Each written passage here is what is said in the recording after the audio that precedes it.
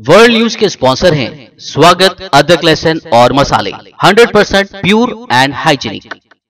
अस्सलाम वालेकुम, आदाब। मैं हूं खलील फरहाद। हेडलाइंस के साथ शुरू करते हैं वर्ल्ड न्यूज। ब्रिटेन की हुकूमत ने ईस्टर के मौके पर स्कूल की छुट्टियों से पहले कोरोना को लेकर किया बड़ा ऐलान। अगले जुमा से खत्म कर दी जाएंगी तमाम सफरी पाबंदियां। ब्रिटेन में क़याम और वैक्सीनेशन के बारे में भरना होगा फॉर्म। यूक्रेन रशिया जंग की वजह से क्रूड ऑयल की कीमतों में इजाफे के दरमियान बोरिस जॉनसन का खलीजी ममालिक का दौरा। अमारती और सऊदी क़यादत से तेल की पैदावार बढ़ाने और तेल इंपोर्ट पर करेंगे ब्रिटेन के वज़ीर आज़म बात। बरतानिया ने सैकड़ों रूसी अफराद व इदारों पर लगा दी पाबंदियां। पुतिन की हिमायत करने वालों पर किया नए कानून का इस्तेमाल। बरतानवी वजीर लीज ट्रस ने दी इत्तला। रूसी डिफेंस और फॉरेन मिनिस्ट्री के आला हुक्काम के नाम पाबंदियों में शामिल। स्कूलों में हिजाब पहनने को लेकर कर्नाटक हाई कोर्ट के बाद अब सुप्रीम कोर्ट में होगी समाअत। होली की छुट्टियों के बाद हिजाब मामले पर समाअत के लिए अदालत उज़्मा हुई तैयार। हिजाब मामले पर कर्नाटक हाई कोर्ट के फैसले पर अमीर शरीयत मौलाना सगीर अहमद रशादी ने जाहिर किया अफसोस। कल 17 मार्च को कर्नाटक पुरअमन बंद की दी कॉल। और कश्मीरी पंडितों पर जब जुल्म हो रहा था तब सियासी फायदा उठा रही थी बीजेपी। कांग्रेस का बड़ा इल्जाम। रणदीप सिंह सुरजेवाला ने कहा, कश्मीर फाइल्स जैसी फिल्मों के जिम्मे छोड़ गए कश्मीरी पंडितों के लिए मोदी हुकूमत ने 8 सालों में क्या किया। ये थी हेडलाइंस। बढ़ते हैं खबरों की तफसील की जानिब। ब्रिटेन की हुकूमत ने कहा है कि ईस्टर के मौके पर स्कूल की छुट्टियों से पहले कोरोना से मुतालिक सभी सफरी पाबंदियों को खत्म कर दिया जाएगा। ब्रिटेन के वजीर ट्रांसपोर्ट ग्रांट शेप्स ने कहा कि इन पाबंदियों के तहत मुसाफिरों को सफर से मुतालिक तफसील फॉर्म में दर्ज करनी होगी। इस फॉर्म में मुसाफिरों को बताना होगा कि वो ब्रिटेन में कहाँ रहेंगे और उन्होंने वैक्सीनेशन कराया है या नहीं। लेकिन जुमा से ये फॉर्म भरने की लाजमियत खत्म हो जाएगी। इसके अलावा वैक्सीनेशन नहीं कराने वाले मुसाफिरों को मुल्क में आने से पहले और आने के बाद कोरोना से मुतालिक जाँच करानी होती थी। ये लाजमी रूल भी खत्म हो जाएगा। बरतानिया के वज़ीर आज़म बोरिस जॉनसन इसी हफ्ते मुत्तहिदा अरब अमारात और सऊदी अरब का सरकारी दौरा कर रहे हैं।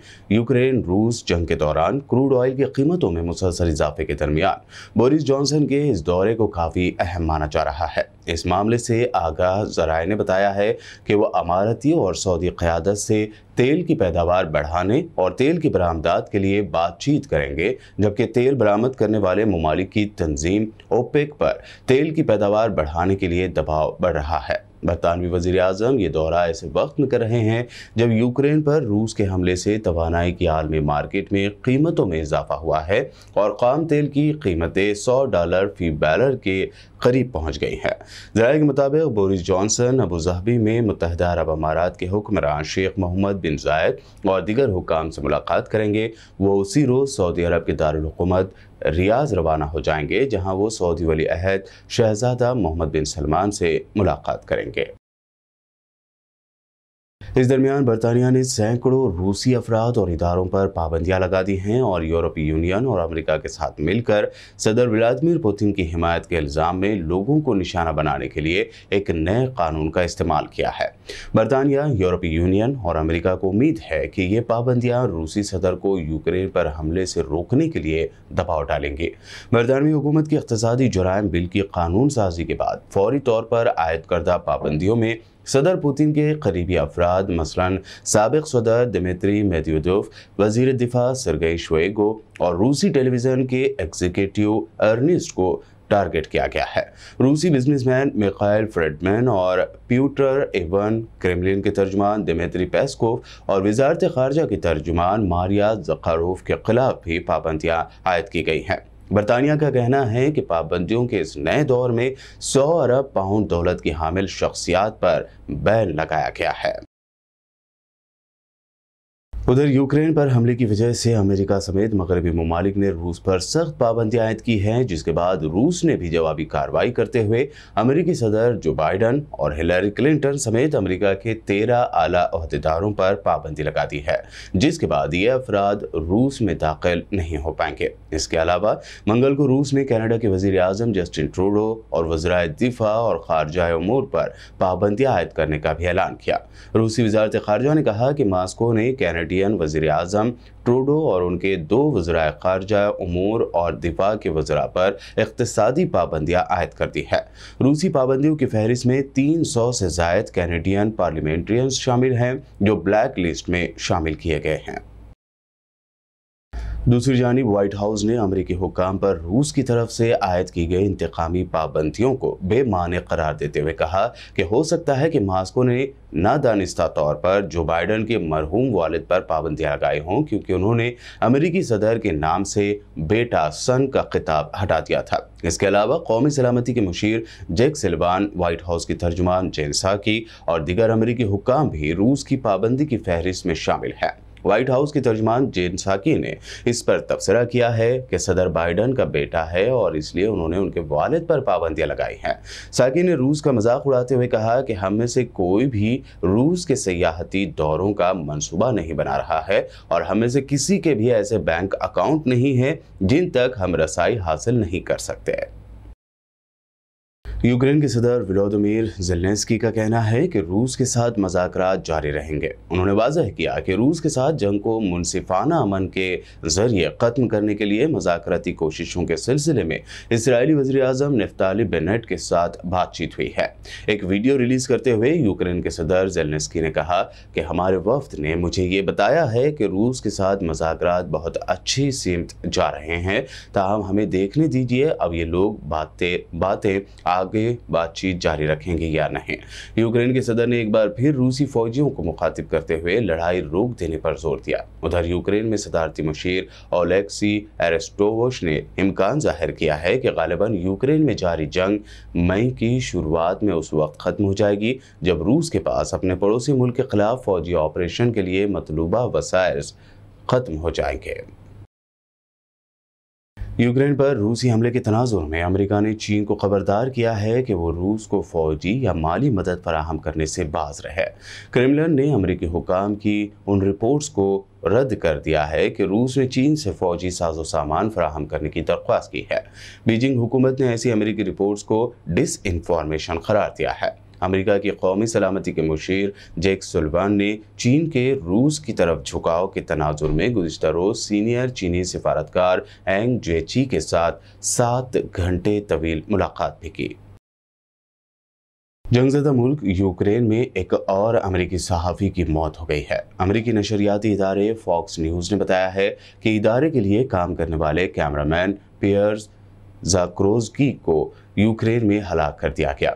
ज़ाक्रोज़की की उम्र 55 बरस थी और वो फॉक्स न्यूज़ के नामानिगार बेंजामिन हॉल के साथ जख्मी हुए थे। उनकी गाड़ी कैफ के नज़दीक होरेनका में फायरिंग की जद में आई थी। यूक्रेन की वजारत दाखिला के मुशीर एंटन जेराशेजेंको ने उनके मुताबिक इन दोनों सहाफ़ियों के साथ एक यूक्रेनी सहाफ़ी ओलेक्सेंड्रा भी गाड़ी में मौजूद थी और वो भी फायरिंग के वाक़े के नतीजे में हलाक हो गई है।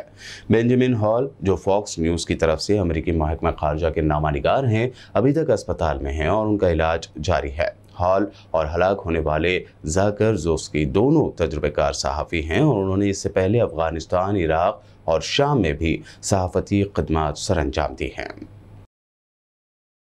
नॉर्थ कोरिया का प्यांगयांग स्नान हवाई अड्डे के इलाके से नामालूम मुकाम से मिसाइल का तजुर्बा नाकाम हो गया है। इस बात का दावा यूनहाप न्यूज़ एजेंसी ने जनूबी कोरिया के ज्वाइंट चीफ ऑफ स्टाफ के हवाले से किया है। क़ब्ल NHK टीवी चैनल ने जापानी वज़ारत दिफ़ा के ज़राए का हवाला देते हुए इत्तला दी थी कि शुमाली कोरिया ने मुमकिना तौर पर बैलिस्टिक मिसाइल दागा है। यूक्रेन इसी साल की शुरुआत से ही लगातार कई बैलिस्टिक मिसाइल के तजुर्बे कर चुका है, जिसको लेकर अमेरिका और उस इत्तेहादी ममालिक ने तशवीश जाहिर की है। इसराइली क़ाबिज़ फ़ौज IOF ने मगरबी किनारे और सहराए नक़ब में अलग अलग वाक़यात में 3 फ़लस्तीनी नौजवान शहीद कर दिए। मुक़ामी ज़राए के मुताबिक नाबलस के मशरिक़ में बलाता पनाह गज़ीन कैंप में एक मतलूब शहरी की गिरफ्तारी के लिए IOF की कार्रवाई के दौरान एक नौजवान को गोली मारकर शहीद और 7 दीगर नौजवान को ज़ख्मी कर दिया गया। हिलाल अहमर के अहलकार अहमद जिब्रेल ने तस्दीक की है कि 17 साला नादिर रियान बलाता कैंप में इसराइली अहलकारों की गोली का निशाना बन गया। मुक़ामी ज़राए ने वजाहत की कि इसराइली फ़ौजियों अल-खुद्स गली से बलाता कैंप पर धावा बोला और अमार अरफात नामी मतलूब शहरी को उसके घर का घेराव करने के बाद अगवा कर लिया। उन्होंने मज़ीद कहा कि कैंप में गिरफ्तारी की कार्रवाई के दौरान मुक़ामी नौजवानों की इसराइली फ़ौजियों से झड़प भी हुए। फ़ौजियों ने वाक़यात के दौरान बराह रास्त गोला बारूद का इस्तेमाल किया। 5 नौजवान मुबैना तौर पर ज़ख्मी हुए। उनमें से एक 14 साला बच्चा था जिसे तशवीशनाक हालत में नाबलस के रफीदिया शिफाखाने ले जाया गया।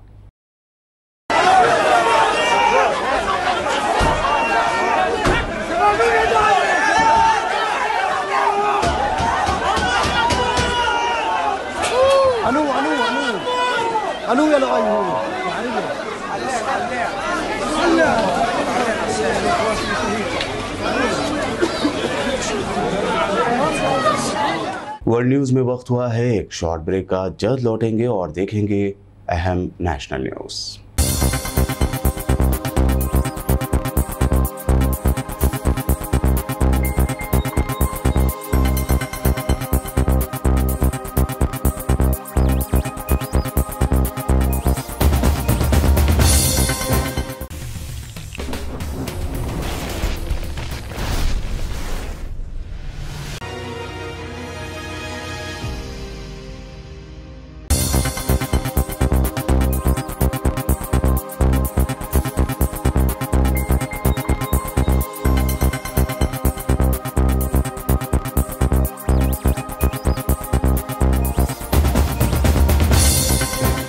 ब्रेक के बाद आइए अब देखते हैं अहम नेशनल न्यूज़।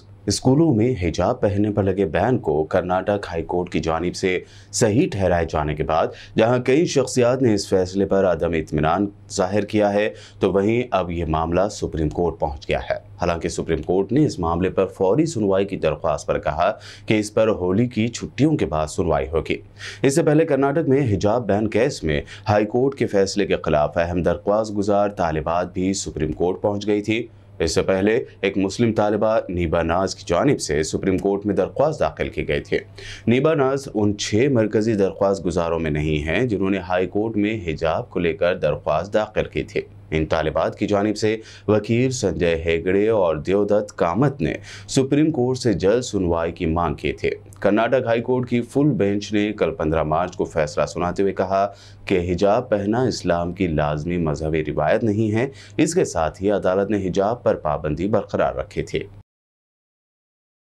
अमीर शरीयत मौलाना सगीर अहमद रिशादीन ने हिजाब पर आए कर्नाटक हाई कोर्ट के फैसले के तनाजुर में अफसोस जाहिर करते हुए कल 17 मार्च 2022 को कर्नाटक पुरअमन बंद की कॉल दी है। हिजाब के सिलसिले में हाई कोर्ट के अफसोसनाक फैसले पर नाराजगी का इजहार करते हुए तमाम उलमा, तंजीमें, मिली फलाही इदारे, खवातीन तंजीमें, जिम्मेदारान मसाजिद, अमायदीन मिल्लत और उकला की तरफ से कल बरोज़े जुमेरात 17 मार्च 2022 पूरी रियासत कर्नाटक में मुकम्मल एक दिन के पुरअमन बंद का ऐलान हम करते हैं। हर एक तबका इस बंद पर शरीक होकर, इस बंद में शरीक होकर उसको कामयाब बनाए। ये बंद निहायत पुरअमन, खामोश और सिर्फ अपने नाराजगी के इजहार के लिए है। गुजारिश है कि तमाम हजरात इस पर तवज्जो फरमाएं और पूरी रियासत में 17 मार्च कल बरोज़े जुमेरात इंशाअल्लाह जरूर बंद मनाएं। फिल्म कश्मीर फाइल्स को लेकर कांग्रेस ने मोदी सरकार पर जमकर तनकीद की है। सीनियर कांग्रेस लीडर रणदीप सिंह सुरजेवाला ने ट्वीट करते हुए लिखा कि मुल्क के पीएम बापू के उसूलों से लेकर कश्मीरी पंडितों के दर्द तक सब कुछ फिल्मों के जिम्मे छोड़ देना चाहते हैं। हक़ाइक़ और सच्चाई से मुंह फेर कर मोदी हुकूमत को आखिर कब अपनी जिम्मेदारियों का एहसास होगा? आखिर कब तक सिर्फ झूठ, नफरत और तक़सीम में ही सियासी मौक़े वो तलाश करते रहेंगे? अपने सिलसिलेवार कई ट्वीट्स में आगे रणदीप सिंह ने आरएसएस की जानिब इशारा करते हुए लिखा कि आपकी ये तंजीम 1925 से लेकर 1947 तक मुल्क की आज़ादी की तहरीक के खिलाफ और ख़ुद महात्मा गांधी जी के खिलाफ खड़ी रही। तहरीक अदम ताउन हो या भारत छोड़ो का कौमी आंदोलन हो, हर बार अंग्रेज़ों के साथ खड़ी रहे। जब मुल्क आज़ाद हुआ तो पहले दिन से बांटो और राज करो अपना लिया। अपने तीसरे ट्वीट में कांग्रेस कायद ने पूछा कि मोदी जी बताएं, जब 1990 में कश्मीरी पंडित दहशत और बर्बरियत के साए में भागने को मजबूर हुए, तब बीजेपी के 85 अरकान पार्लियामेंट जिनकी हिमायत से मरकज़ की वीपी सिंह हुकूमत चल रही थी, वो क्या कर रहे थे? सीएम को हटाकर उनके बिठाए गए गवर्नर ने सिक्योरिटी देने के बजाय पंडितों को फरार के लिए क्यों उकसाया? रणदीप सिंह ने अपने चौथे ट्वीट में लिखा, याद करें बीजेपी सपोर्ट वाली हुकूमत में जब कश्मीरी पंडितों पर जुल्म और उनका इनकला हो रहा था, तब राजीव गांधी जी ने पार्लियामेंट का घेराव किया, उनकी आवाज़ उठाई, मगर बीजेपी ने इस साने की खामोश हिमायत की। सियासी फायदे के लिए रथ यात्रा उस वक्त निकालते रहे। अपने 5वें ट्वीट में रणदीप सिंह का कहना था कि 8 सालों में मोदी हुकूमत ने कश्मीरी पंडितों की बाज़ाबादकारी के लिए क्या किया? कश्मीर में फिर से हालात बदतर हुए, तशद्दुद बढ़ा और हज़ारों कश्मीरियों को अपनी रियासत छोड़नी पड़ी। जब कश्मीरी पंडितों के लिए कुछ नहीं कर सके तो फिल्म दिखाने में लग गए। नफरत की खेती से फायदे की फसल आखिर कब तक?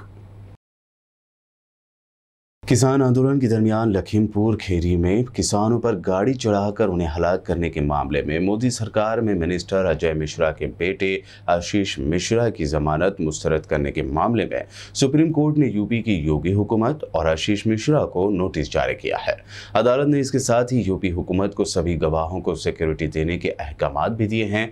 वाक़े के गवाहों पर हमले पर सुप्रीम कोर्ट ने तशवीश जाहिर की और यूपी हुकूमत से गवाह से मुताल्लिक़ सारी मालूमात तलब की हैं। अब इस मामले की सुनवाई 24 मार्च को होगी। यूपी असेंबली इंतखाबात में नाकामी के बाद अखिलेश यादव ने अब एमएलसी इलेक्शन में डॉक्टर कफील खान को टिकट देकर बड़ा दांव खेला है। डॉक्टर कफील खान को गोरखपुर के बीआरडी अस्पताल में हुई बच्चों की मौत के मामले में सीएम योगी आदित्यनाथ के हुक्म पर सस्पेंड किया गया था। डॉक्टर खान ने मंगल को समाजवादी पार्टी के सरबराह अखिलेश यादव से मुलाकात की और गोरखपुर हॉस्पिटल ट्रेजेडी पर लिखी किताब भी तोहफे में दी। ज़राए के मुताबिक गोरखपुर के मशहूर डॉक्टर कफील खान को देवरिया कुशीनगर मुकामी कानून साज काउंसिल के लिए होने वाले इलेक्शन में एसपी से उम्मीदवार बनाया गया है। पंजाब असेंबली इलेक्शन में मिली करारी हार के बाद पंजाब के कांग्रेस सदर नवजोत सिंह सिद्धू ने इस्तीफा दे दिया है। दरअसल 5 रियासतों में मिली हार के बाद कांग्रेस की सदर सोनिया गांधी ने इन रियासतों के सदर से इस्तीफा मांगा था। नवजोत सिंह सिद्धू ने ट्वीट करके इस्तीफे की जानकारी दी। सिद्धू ने कहा, कांग्रेस सदर की ख्वाहिश के मुताबिक मैं पंजाब कांग्रेस सदर के ओहदे से इस्तीफा देता हूँ। कांग्रेस कायद और साबिक मरकजी वजीर शशि थरूर ने फिर एक मरतबा पीएम मोदी को लेकर रिमार्क पास किया है। थरूर ने कहा, पीएम मोदी कई बार सही बातें कहकर साबिक वजीर आजम अटल बिहारी वाजपेयी की तरह अलामतें दिखाते हैं, लेकिन वो अपनी कथनी और करनी यानी बोलने और काम करने के तरीके को नहीं बदलते। इतना ही नहीं, शशि थरूर ने कहा कि पीएम मोदी जो सरेआम कहते हैं, अगर वो वैसा करें तो वो मुल्क की सर्विस अच्छे से कर सकते हैं। सागरिका घोष की जानिब से लिखी गई अटल बिहारी वाजपेयी की बायोग्राफी के लॉन्च के मौके पर थरूर ने कहा, कभी कभी पीएम मोदी अपनी तकरीर में सही बातें कहकर अपने अंदरूनी वाजपेयी को सिम देते हुए दिखाई देते हैं, लेकिन वो उन्हें लागू नहीं कर पाते हैं। ये असल फर्क है। हालिया असेंबली इंतखाबात में बीजेपी ने ज़बरदस्त कामयाबी हासिल की है। यही वजह है कि यूपी, गोवा, मणिपुर और उत्तराखंड में फिर से बीजेपी की हुकूमत बनने जा रही है। ऐसे में सियासी एक्सपर्ट और सियासी पॉलिसी साज प्रशांत किशोर ने फिर एक मरतबा बीजेपी की इस जीत को फीका बताया है।